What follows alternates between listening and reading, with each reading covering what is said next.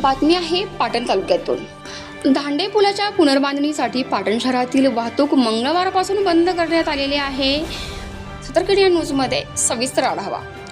7 April ते 27 मे दरम्यान अवजड व हलक्या वाहनांसाठी पर्यायी मार्ग निश्चित। पाटण येथील कराड चिपळूण राष्ट्रीय महामार्गावरील पाटण शहरातील दांडे पुलाची पुनर्बांधणी व शहरातील केरापूल ते रामापूर पर्यंतच्या कॉन्क्रीट रस्त्याचे काम करण्याचे असल्याने सदर मार्गावरील सर्व प्रकारची वाहतूक मंगळवार दिनांक 7 रोजी दुपारपासून पूर्णतः बंद करण्यात आली आहे आणि अशा प्रकारचे फलकही त्या ठिकाणी संबंधित विभागाकडून लावण्यात आले आहेत।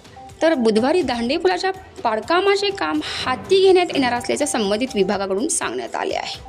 प्रवाशांची 7 एप्रिल ते 27 मे या 60 दिवसांच्या कालावधीमध्ये प्रवाशांची वाहतूक कोंडी होऊ नये आणि वाहतूक व्यवस्था सुरळीत राहण्याकरता कराड व उमरजवाड राहण्याकरता वाहतूक मार्गात योग्य ते बदल करण्यात आले आहेत।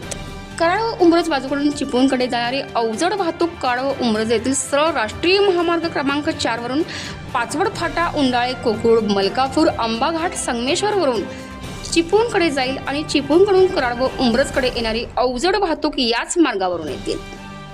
तसेच चिपळूण बाजूकडून कराड व उमरजकडे येणारी सर्व हलकी वाहतूक याच मार्गावरून होईल आणि जेथे जेथे डायव्हर्शन करण्यात आलेले आहे, मार्ग वळवण्यात आलेले आहेत, त्या ठिकाणी पोलीस बंदोबस्त नेमण्यात आला असून सर्व नागरिकांनी व वाहन चालकांनी या सर्व गोष्टींची नोंद घेऊन पोलीस दलाला सहकार्य करावे असे आवाहन देखील करण्यात आले आहे।